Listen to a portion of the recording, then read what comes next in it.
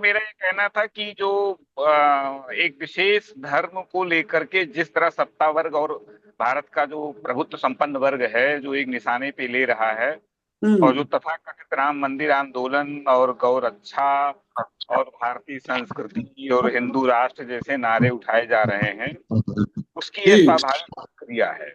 हम्म। चूंकि हमारे जी। टारगेट में और हमारे समाज की सत्ता द्वारा मुसलमानों को टारगेट किया जा रहा है, तो जी। इसके विरुद्ध एक छोटी सी प्रक्रिया है हम्म। जो कि नुकसानदेह साबित होगी, क्योंकि सत्ता वर्ग को मौका मिल जाएगा इन्हें कुचलने का और इनको फिर टारगेट में लेने का, और जो हम्म। सांप्रदायिक ध्रुवीकरण और तेज होगा। तो हम्म। यदि हम आई लव यू मोहम्मद, वैसे आई लव यू मोहम्मद कहना कोई गलत नहीं है, एक अच्छी चीज है। हम अपने आस्था के प्रतीकों के प्रति प्रेम प्रकट करते हैं, जैसे जय श्री राम कहना या जय गौ माता कहना या हर हर महादेव कहना। तो इससे जी। हम जी। अपने आप को समूह हम्म। से जुड़ करके लेकिन जब इसे एक विशेष समूह से जोड़ करके एक राष्ट्र की भावना से जोड़ा जाता है कि ये राष्ट्र का अपमान है, ये राष्ट्रद्रोह है, ये देशद्रोह है, तो जो हम्म। नैरेटिव चल रहा है इसमें हमारा नौजवान फंस सकता है। हम्म। और ये बड़ी चिंता का विषय है कि एक ऐसे समय ये मुद्दा उठाया गया है जिसमें मुसलमान खुद भी हाशिए पर है और सत्ता वर्ग के निशाने पर है। तो इसमें हमारे जो मजलूम और हाशिए के जो गरीब मुसलमान हैं, वो बिला वजह हम्म। सताए जाएंगे और बिला वजह इसमें उनको प्रताड़ित किया जाएगा और निर्दोष लोग हम्म। फंसेंगे। तो मुसलमानों को बड़े विवेक से काम लेना चाहिए था। यह वक्त इस तरह के लुभावने और प्रोवोकेटिव और भड़काऊ बयान की तरह इसे नहीं लेना चाहिए था, और बड़े संयम हम्म। से काम लेना चाहिए था। वक्त बड़ा नाजुक है इस हम्म। समय। जो हिंदू राष्ट्र का लहर चरचरा रहा है सत्ता के शीर्ष हम्म। पर, उससे बड़े सावधान बरतने की जरूरत है। तो हमें लगता है कॉन्सेप्चुअल एज ए धार्मिक भावना के तहत आई लव यू मोहम्मद कतई गलत नहीं है, एक अच्छी हम्म। चीज है, एक अच्छा चीज माना जा सकता है। भाई वो अपने संप्रदाय और अपने आस्था के प्रतीकों के प्रति सम्मान प्रकट करने के लिए एकजुट हो रहे हैं। लेकिन हम्म। जिस तरह का रवैया और जिस तरह का सोशल मीडिया में रिएक्शन आ रहा है वो बड़ा चिंताजनक है। जी। हम्म। धन्यवाद। आपने जो बात कही और आपने जो विचार रखे, उसका एक छोटा सा सवाल मेरा उस पर बनता है। फिर मैं सुधीर जी की तरफ आऊंगा। लेकिन एक छोटा सा सवाल जरूर बनता है आपसे। वो सवाल ये बनता है मौर्य जी, आपका कहना ये है, जिस तरह से आपने अपनी बात को रखा, उसको ऐसा लगा जैसे आप मुसलमानों को डरा रहे हैं। मतलब ये बता रहे हैं कि अभी माहौल आपके पक्ष में नहीं है। मतलब स्थितियां बहुत विपरीत हैं। कुछ इस तरह का मुझे लगा। हालांकि मैं नहीं मानता कि आप इस तरह की बात कह रहे होंगे। लेकिन मैं जानना चाह रहा हूँ, क्लेरिफाई करना चाह रहा हूँ, क्या ऐसा आपको लग रहा है कि ये देश हिंदू राष्ट्र की ओर बढ़ रहा है, मुसलमान खतरे में हैं, मुसलमानों पे जुल्म किए जा रहे हैं, और मुसलमानों को अभी बहुत संभल के चलने की जरूरत है? जो बातें कई लोग कह चुके हैं, वो सब बातें आप कह रहे हैं। मतलब कुल मिला के, जैसे आमिर खान साहब ने कहा, सलमान खान साहब ने कहा, बहुत सारे लोगों ने इस तरह की बातें कही हैं। जावेद अख्तर साहब ने कहा कि सवाल यहाँ पे मुसलमानों का रहना बड़ा मुश्किल हो चुका है। तो कुछ लगभग आप उससे मिलती जुलती बात नहीं कह रहे कि ये देश जो है हिंदू राष्ट्र की हाँ, ओर जा रहा है, सर मुसलमान? सर सर जी। जी। इस जी। जी। समय जी। जी। जितने उदारवादी और सहिष्णु लोकतांत्रिक और निरपेक्ष मूल्यों के लोग हैं, वो हम्म। सब दहशत पे हैं। सब वो कहाँ सब पर है? एक दहशत में है। वो डरे दहशत में है? हुए हैं। अच्छा। दहशत में है, वो डरे हुए हैं। अच्छा। वो घबराए वो। हुए हैं कि जिस तरह का सत्ता तंत्र खेल खेल रहा है, वो हम्म। हमारे लोकतंत्र और विशेषकर जो धर्मनिरपेक्ष मूल्य हैं, जो हम्म। लोकतांत्रिक उदारवादी चिंतन की प्रक्रिया है, जहाँ पे हम्म। सहिष्णुता करुणा मैत्री की बात होनी चाहिए थी, वहाँ जी। एक वर्ग एक विशेष धर्म के नाम पर लामबंद हो रहा है। और अच्छा। लामबंद ही नहीं, वो हद हम्म। दर्जे तक हिंसक और आक्रामक हो रहा है। तो अच्छा। ये, हाँ जी। तो जी। ये इससे तो हमें लगता है कि आ यदि जाओ यार थोड़ा। मुसलमानों, हाँ, सर सुन रहा हूँ, मैं ये आपको सुन रहा हूँ। तो यदि मुसलमानों ने थोड़ा सा भी संयम तोड़ा तो इन जो कट्टरपंथी दक्षिणपंथी ताकतों को और बल मिलेगा। आ जाओ यार, आ और जाओ। वो और बल मिलेगा और वो और भी निरंकुश तरह से व्यवहार करने में और विशेषकर ध्रुवीकरण करने में कामयाब होंगे। उनका जो नैरेटिव चल रहा है वो नैरेटिव कामयाब होगा। अब मैं एक छोटा सा उदाहरण दूं कि भारत पाकिस्तान के युद्ध में, भारत पाकिस्तान के मैच में, गोया वो मैच न हो, मैच होने से शत्रुता की भावना और बढ़ गई है। हम्म। जबकि भारत सरकार को, अभी मोदी जी ने ट्वीट भी किया था, उसे ऑपरेशन सिंदूर से जोड़ा था। हम्म। बेहद दुर्भाग्यपूर्ण बात है कि एक खेल जैसी भावना को लेकर के उसमें राजनीति, राष्ट्रवाद, देशभक्ति, हिंदू संस्कृति सब जोड़ दे रहे हैं। हमारा मानसिक स्तर इतना गिर गया है, हम इतने निचले स्तर तक के स्तर पे पहुंच गए हैं जहां पर हम्म। पाकिस्तान में क्रिकेट जैसे खेल को लेकर के अपनी राष्ट्रीयता की भावना को बुलंद कर रहे हैं। इतना छिछला राष्ट्रीय भावना कभी नहीं रहा, इतना अच्छा। छिछला कि ये क्रिकेट के स्तर पे जहां कभी भी कोई जीत सकता है, भाई साहब क्रिकेट हम्म। जैसी खेल में जहां कभी भी कोई जीत सकता है, कभी भी कोई हार सकता है, क्रिकेट जैसे, बाय द वे सपोज कीजिए यदि पाकिस्तान जीत जाता और आगामी पिछले कई खेलों में पाकिस्तान ने बुरी तरह से हराया भारत को, जी जी बिल्कुल। तो ऐसा तो खेल की इस भावना को लेकर के हो सकता है हम बांग्लादेश से हार करके बाहर हो जाते, अगले विश्व कप में हो सकता है हम सेमीफाइनल में भी न पहुंचे। तो ठीक इस है। तरह की छोटी मोटी भावनाओं लेकर के आप नौजवानों के मन में जो जहर बो रहे हैं, इसकी जब हम्म। फसल कटेगी ना तो एक और विभाजन की नींव रखी जाएगी। ठीक। और हम अपने नौजवानों को भड़का रहे हैं, ये तो बहुत हम्म। गलत कर रहे हैं। और आमिर, ठीक। रही बात आमिर खान और सलमान खान, हम तो उनका बयान भी नहीं सुना मैंने, लेकिन ये मैं हम्म। मानता हूं कि जिस तरह का ये रवैया अपनाया जा रहा सत्ता संस्थानों द्वारा, ये बेहद हम्म। चिंताजनक है। जी। ठीक। सबसे पहले सबको जय श्री राम। जय श्री राम। जी। सबसे पहली बात तो ये है कि आई लव मोहम्मद, ये कोई ऐसा विषय नहीं है कि जो जिसको लेके देश में आज जो हालात बन रहे हैं वो आई लव मोहम्मद के चक्कर में ये सब चीजें हो रही हैं। ये मेरे हिसाब से टोटली राजनीतिक स्टंट है। जी। राजनीतिक स्टंट भी इसलिए कहा जाएगा, ये केवल बीजेपी शासित प्रदेशों में ही क्यों है, हम्म।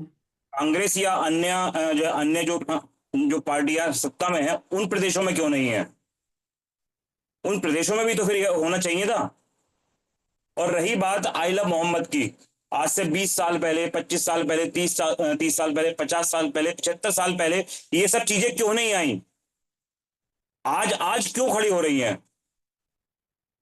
और रही बात विभाजन की, भाई साहब ने कहा विभाजन की बात, और विभाजन की बात तो हो चुकी है और विभाजन हो भी चुका है।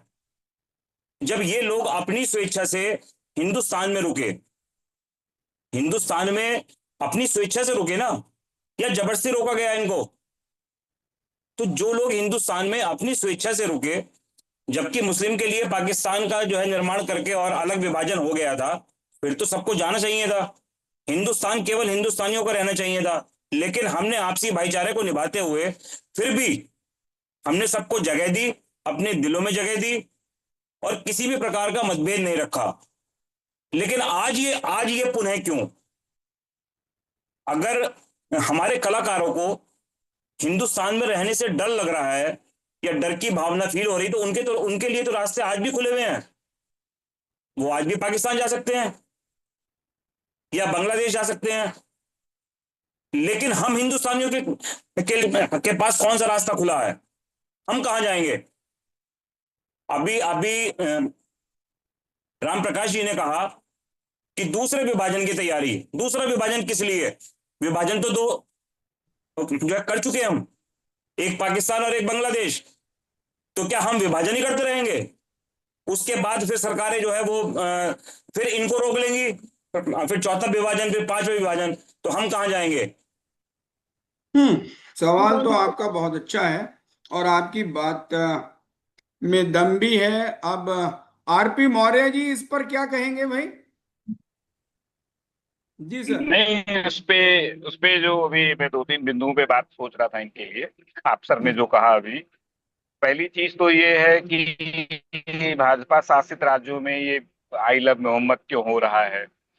ये ठीक। वास्तविक में नेचुरल बात है कि भाजपा शासित राज्यों में जिस तरह से एक विशेष अभियान और सुनियोजित रणनीति के तहत एक विशेष अल्पसंख्यक तबके को निशाना बनाया जा रहा है, वैसे तो पूरे राष्ट्र में बनाया जा रहा है, लेकिन ठीक चूंकि है। इनकी अपनी सरकारों में विशेष निशाने पर लिया जा रहा है, तो प्रक्रिया वहीं होगी जहां पर क्रिया हो रही है। तो हम्म। बहरहाल मैं इससे पहले ही कह दिया कि ये प्रतिक्रिया है, इसमें कोई धार्मिक भावना नहीं है, इसमें कोई श्रद्धा का बात नहीं है, ये केवल प्रतिक्रिया है। जय श्री राम, हर हर महादेव जैसे सांप्रदायिक और विशेष दृष्टिकोण से लगाए गए नारे, यद्यपि जय श्री राम और हर हर महादेव पवित्र धारणा से बना हुआ नारा है, लेकिन जिस तरह के लोग इसका यूज कर रहे हैं उससे प्रतिक्रिया होना स्वाभाविक है। इस प्रतिक्रियात्मक स्वरूप में आई लव यू मोहम्मद भी बहुत जोखिम भरा है, नहीं कहना चाहिए, ऐसा वक्त है मेरे हिसाब से, जो उचित नहीं है, इस समय नहीं कहा जाना चाहिए था। हम इन्हें आपस में मिला के रखें, अपनी साझी विरासत समझें, तब जाकर के हम अपनी कामयाबी भारत को ऊंचा बना सकते हैं। जी सर। नहीं भाई सर, जी साझी सर। विरासत तो हमने बना के रखी है, साझी विरासत तो हमने बना के रखी है। क्यों नहीं रखी हमने? हमने जो उस समय मुस्लिमों को अपने पास रखा, अपने दिल से लगा के रखा, तो वो क्या हमने गलती की?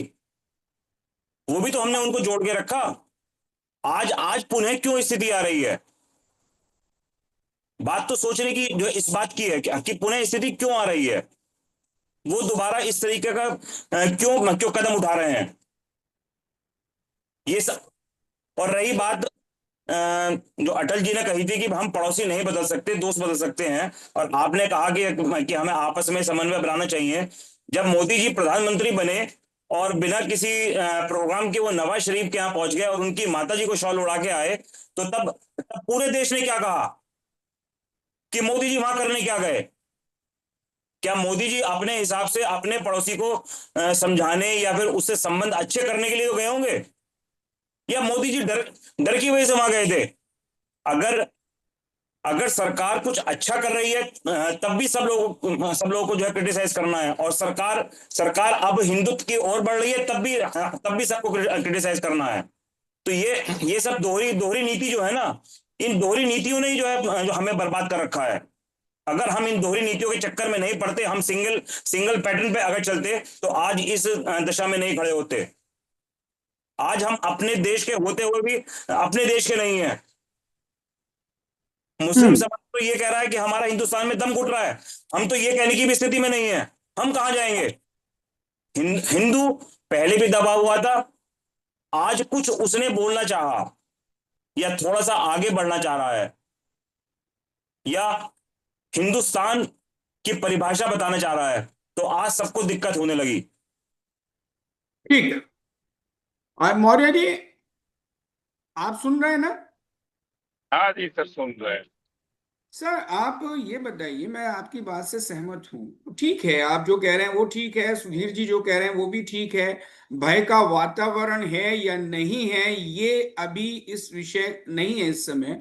विषय सिर्फ इतना सा है कि आई लव मोहम्मद जैसा आपने कहा, मैं संक्षेप में उसका उत्तर चाहूंगा आपसे, कि आपने कहा कि आई लव मोहम्मद, ये उन्हें अभी नहीं कहना चाहिए था, तो ये कब कहना चाहिए था मौर्य जी? संक्षेप में आप इसका जवाब दीजिए। हमने इसका उत्तर आपको दिया कि आई लव यू मोहम्मद किसी धार्मिक और नेक सर नीयत एक के सेकंड, तहत। सर एक सेकंड। आपने ये कहा कि अभी ऐसा माहौल नहीं है कि उन्हें इस बात को वही कहना वही चाहिए।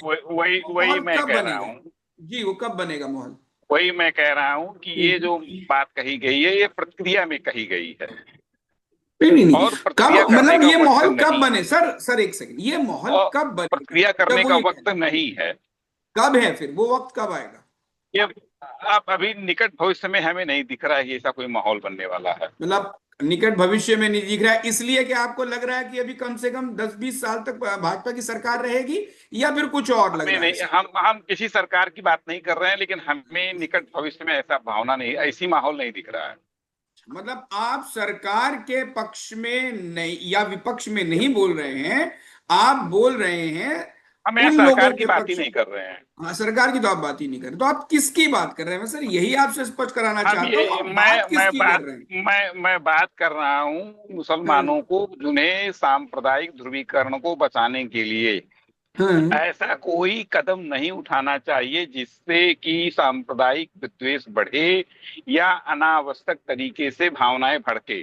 अच्छा, इससे फायदा किसको होगा? किस अगर अगर ऐसा होगा सांप्रदायिक इससे फायदा तो मैं नहीं जानता, लेकिन नुकसान हमारे अच्छा भारतीय चलिए समाज भैया, की नुकसान समरसता को किसको होगा। होगा? नुकसान किसको भारतीय होगा? समाज की समरसता को होगा। तो आपको नहीं भारतीय लगता, समाज के लोकतंत्र को होगा। सर आपको नहीं लगता कि तौकीर रजा और आपके तमाम मुस्लिम जो रहनुमा हैं, या वो तमाम लोग जो विपक्ष में बैठे हैं और मुस्लिम तुष्टीकरण की राजनीति में आकंठ तक डूबे हुए हैं, क्या उन्हें इतनी बात समझ में नहीं आ रही है कि इससे नुकसान हो रहा है?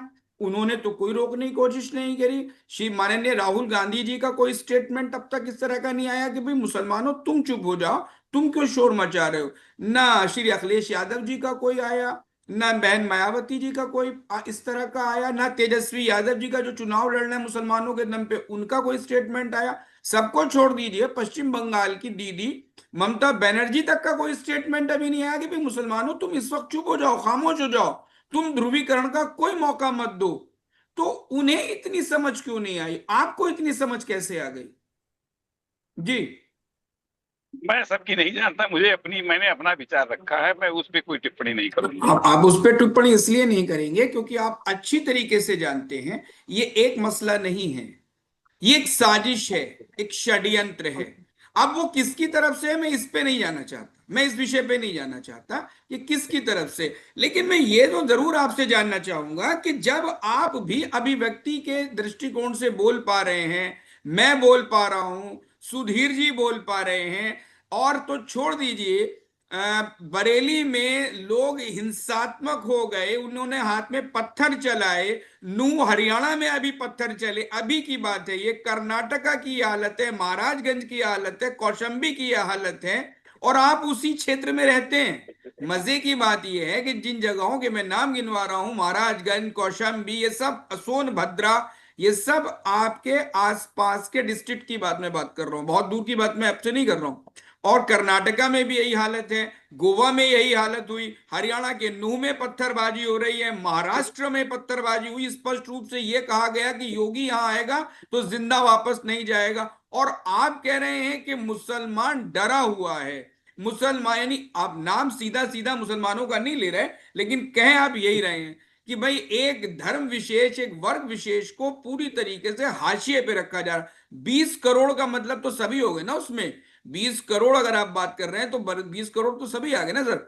सवाल यह है कि 20 करोड़ ही टारगेट पे क्यों है, लेकिन सवाल यह है कि उसका तरीका क्या सही है कि आप सड़कों पर जुलूस निकालें, आगजनी करें, पत्थरबाजी करें, आप सरकार विरोधी नारे लगाएं, आप नवरात्र के त्योहार पर ही ये सब क्यों कर रहे हैं? हिंदू त्योहारों पर ही इस तरह के आक्रमण, इस तरह की हिंसक घटनाएं क्यों शुरू की जाती हैं? और सबसे बड़ी बात यह है कि अगर ये राजनीति है, अगर ये राजनीति है तो इसका लाभ किसको होने वाला है और इससे नुकसान किसको होने वाला है? अगर ये राजनीति है और अगर ये आस्था का विषय है तो सर ये आस्था आज ही क्यों जगी, आज तक क्यों नहीं जगी? 70-80 साल इस देश को आजाद हुए हो गए, आखिर ये आस्था आज क्यों जली? मुसलमानों को आज ये क्यों याद आया कि वो मोहम्मद से प्यार करते हैं?